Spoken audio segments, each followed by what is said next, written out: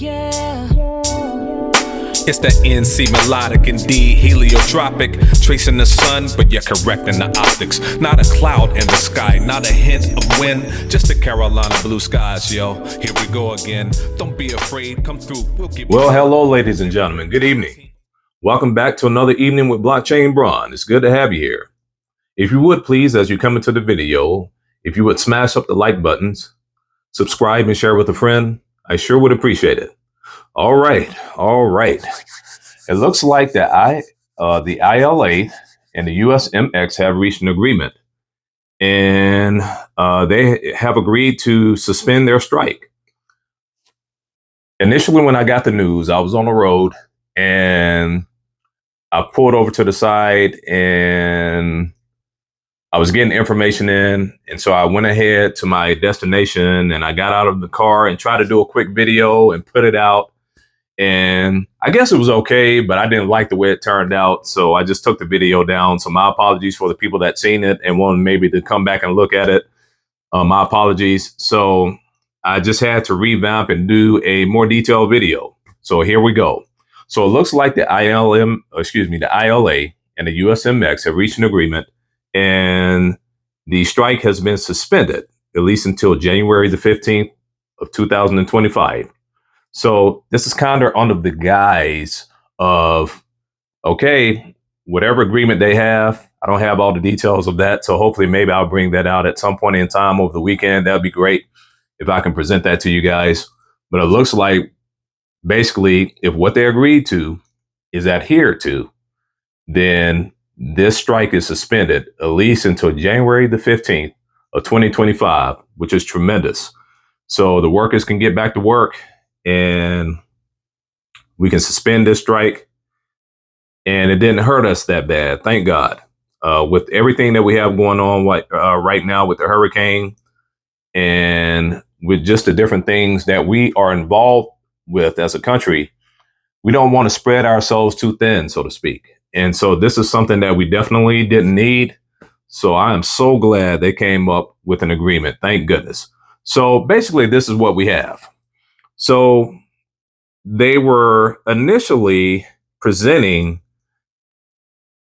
I believe the USMX, they were initially presenting a 50% wage increase, which I think is pretty generous, but the workers know what they need. And that is the main thing.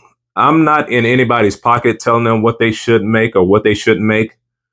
We all have a short time to be here on this earth and to do things of merit. And so I'm not in anybody's pocket telling them what they should make or what they should be making, which I've seen a lot of that going on. I never do that. Get all you can while you can. That is the type of country we live in. Get all you can while you can. And if you think you're being treated unfairly, as far as in wages or anything else, you come to the table and you negotiate and see what you can come out with. So I think that's what was done at the end of the day. So basically, this is what we have. So the tentative agreement would increase workers' wages by 62% over the life of the 6-year contract. So if you don't know, what they have as a longshoreman, they have these 6-year cycles. And so I've seen some things out. I was sent TikToks and I was sent all this other stuff. And I must say, again, on this channel, I try not to get into any political rhetoric or political back and forth.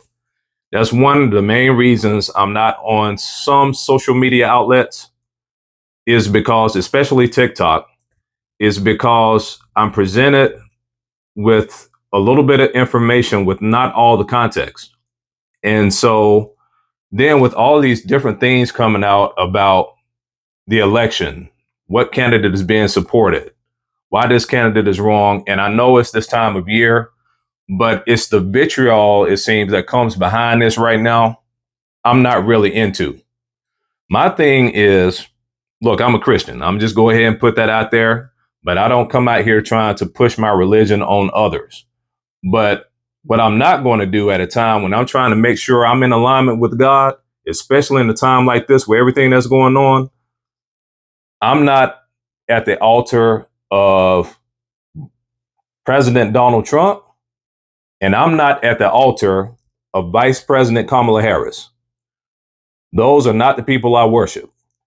Now, you have the candidate that you're voting for, and that's fine. That's our right as Americans to do so.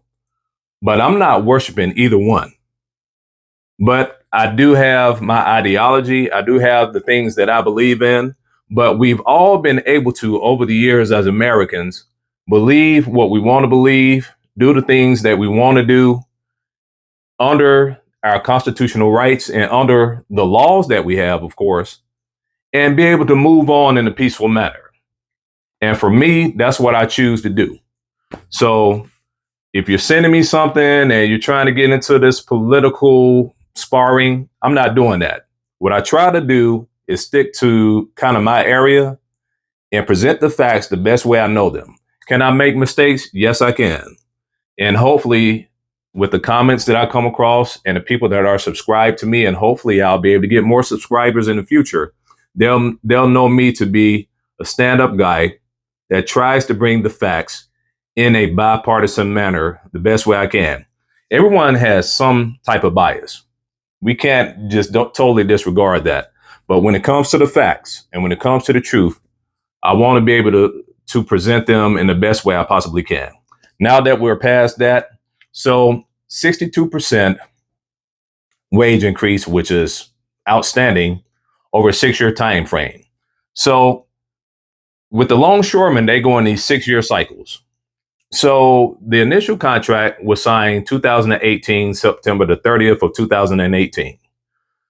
So over the years in dealing with automation and dealing with this low entry point as far as wages, they knew that at the end of this contract that a strike would be possible and more likely to happen than possible.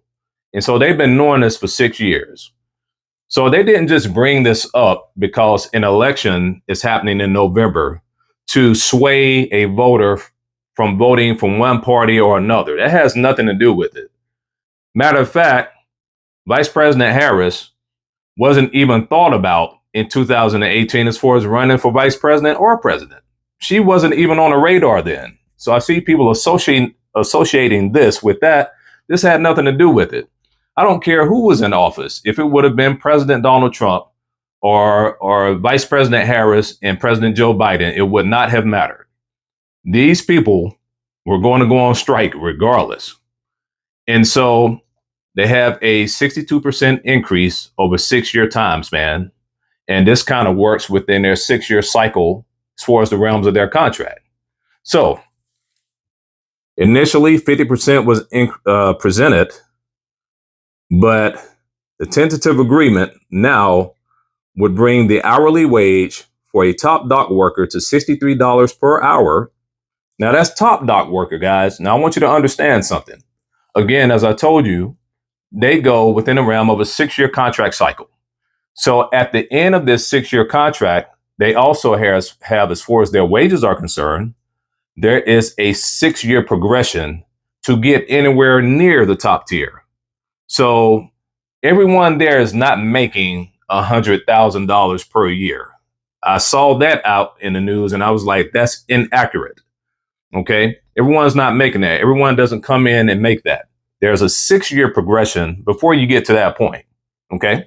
So $63 per hour, which basically comes out to $129,024 roughly annually at the end of the new contract. And that's up from $39 an hour for a top tier longshoreman worker. And that's roughly $79,872. And so per hour under the expired contract. So this is what they have now. So maybe you're asking yourself, well, kind of what was their wages looking like? What was the entry point? What was the tiers? How does that work? Well, this is basically what we have here. So what do dock workers make and what wages are they proposing? So I have this highlighted here. So basically the ILA contract that expired on Monday shows that the starting pay for dock workers was $20 per hour. Pay rises to $24.75 after 2 years, $31.90 after 3 years, and it tops out at $39 for workers with at least 6 years on the job. So that 6 year progression that I was telling you about, so that's where it ends. It ended with the $39 per hour, which roughly came out to what, 79,000 and some change. Now understand this, that the longshoremen, they don't work just regularly 40-hour weeks. They don't work, well, we get holidays off and we get all this vacation time off. The longshoremen work anywhere from 80 to 100 hours a week. And a lot of times they don't get holidays off or get this long vacation time off or get this time off. Okay. A lot of times they have to work through holidays. And with COVID, they had to work through COVID. That was part of this agreement because they didn't think that they got their fair share as far as working through COVID, when as far as in the supply chain, there was a lot of profit that was made. And the docs made a lot of profit, and these organizations made a lot of profit, and the workers didn't feel that they got their fair share of that while working through COVID. And from what I understand, some workers died. A lot of people died during COVID, and their workers were not taken away from that dynamic. And so they wanted their fair share of having to work through those type of conditions, which I get it and I understand. And so basically that's what they have here. So $39 for workers with at least 6 years on the job was where it used to be at. Okay, so they were asking, the ILA, they were asking for a 77% increase over the duration of the contract with a $5 increase of the contract. So workers would have made $44 the first year, $49 the second, and up to $69 in the final year. Now, if you look at that, that is a huge pay increase. And where they initially said 77%, I said, I don't think they're going to be able to get that. However, as you should know, as far as contracts are concerned, you come to the table and you maybe want to start at a high point. That way you can work your way down. If you start too low, it's hard to have that wiggle room to work your way up from there. So you want to start high. That way, if you work your way down, in your mind, you have a number there, I'm sure, that you're looking at, well, if it goes down to this is fantastic. And so 62% is pretty, pretty good, in my opinion. So they work their way down to that. Now, look at this. In recent days, the U.S. Maritime Alliance proposed a smaller increase of nearly 50%, which the ILA rejected. Now, I believe I said this at the beginning of this video, but if I did or if I didn't, please forgive me, but I'll say it now. So initially, they presented a 50% increase, and that deal was rejected. It's like, no, we're not going for that. We want more. When we asked for 77, 50% is not going to do it. So I was hearing that no one was coming to the table. There was not any communication. And so I started getting nervous, like, oh man, if they're not communicating, this could be a long drawn out thing. However, after seeing Dr. Mercogliano at Campbell, when Dr. Mercogliano was talking and doing his interviews, he had from his understanding, as far as being in the business so long and kind of knowing the realms of this business, he didn't think it would last too long. He said, well, I think they'll be able to come to the table next week. And I think they'll maybe be able to iron out a deal next week. But that was just kind of his forecast and his prediction, but he wasn't sure about that. So this is fantastic that they were able to work out something so quickly. So they were projecting or they were presenting a 50% increase, but they ended up getting 62%. So if we go down here, I have another area highlighted too as well. So the current top wage amounts before this recent agreement, it was at $81,000 per year. But according to the Waterfront Commission of New York Harbor report, about a third of local longshoremen made $200,000 or more a year.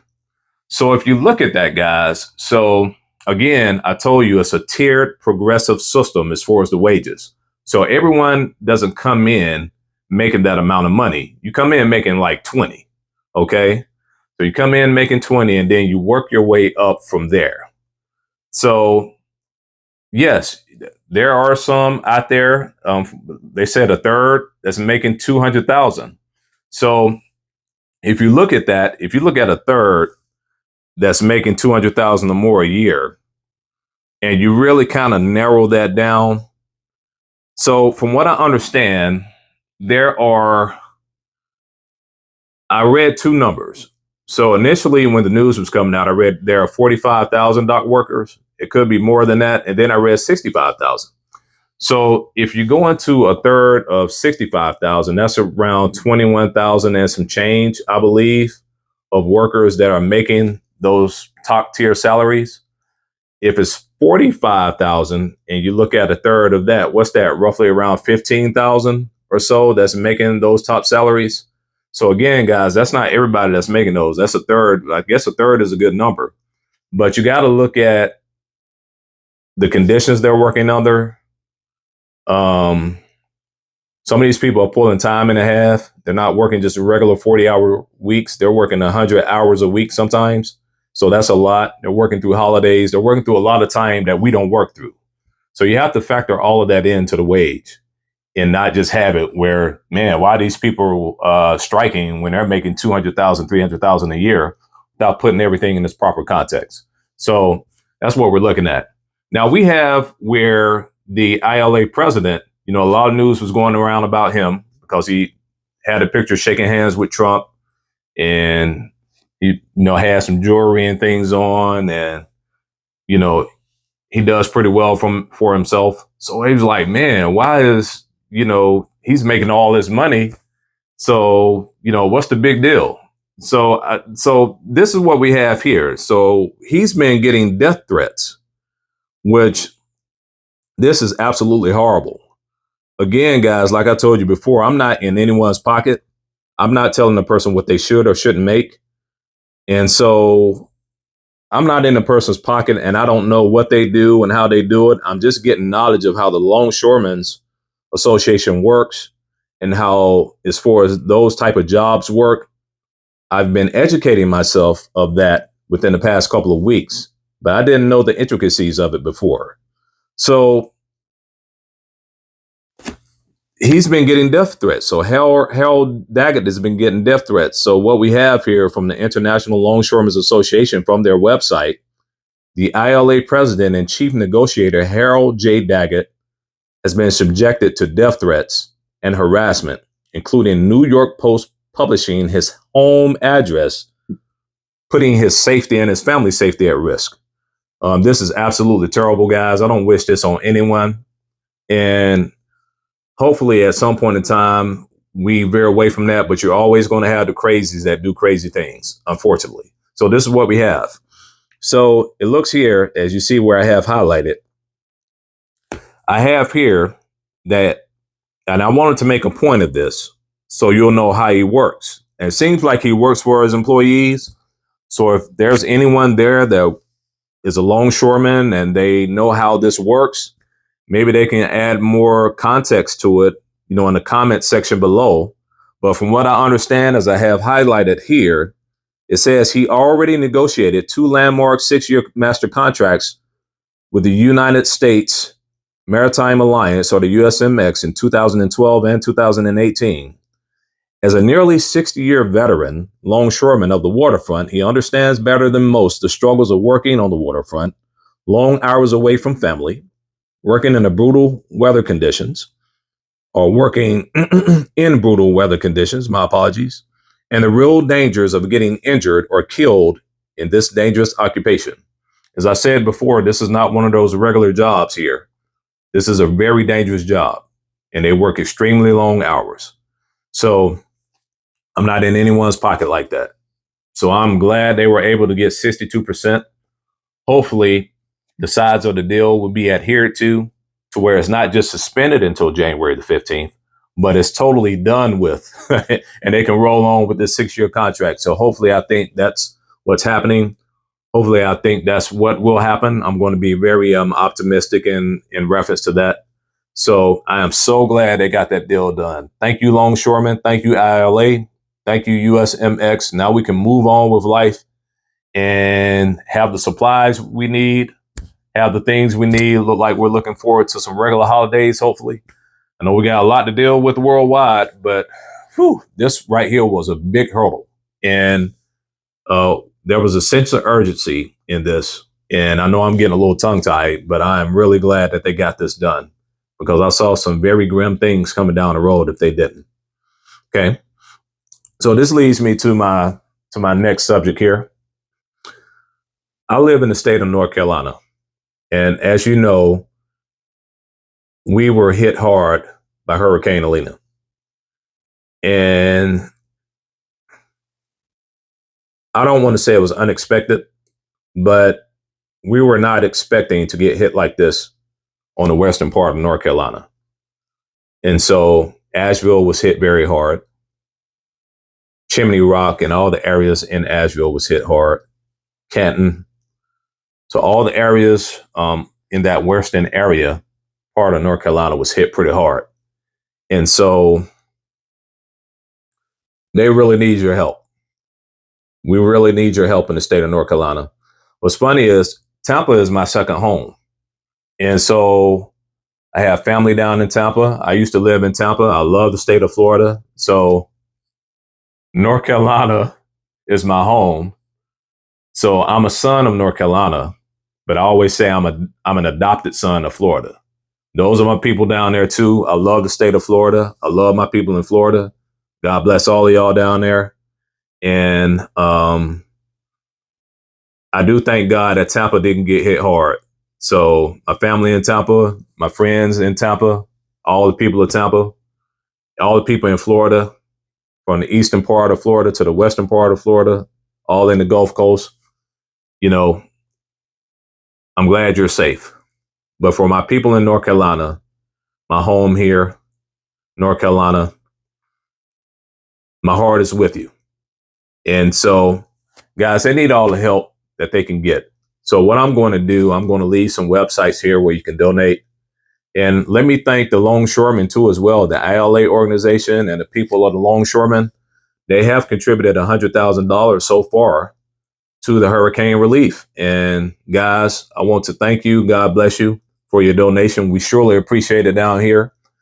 And you've given us one of the best gifts too as well. And that is getting back to work. Guys, we don't take you for granted. We know how important your job is. So thank you for what you do. And I'm glad that you were able to work out a deal and get what you feel you deserve. And so I'm glad all parties were able to come together and iron that out. So, guys, once again, I'm going to leave a couple of websites here at the end that you can donate. And I'm going to leave it down here in my description, too, as well, where you can donate to the hurricane relief of North Carolina. We sure would appreciate your help. And also, as well, I'm going to leave another video from Dr. Mercogliano from Campbell, who is the supply chain expert. I'm going to leave a video from him or his latest video down below, too, as well. So you can go and check him out. All right, guys. Thank you so much. This has been a great time. I know I rambled a lot. I probably stumbled over a whole lot of words, and I'm probably not going to like this video, but hey, it is what it is. So thank you guys for coming in, and I hope you have a blessed weekend coming up.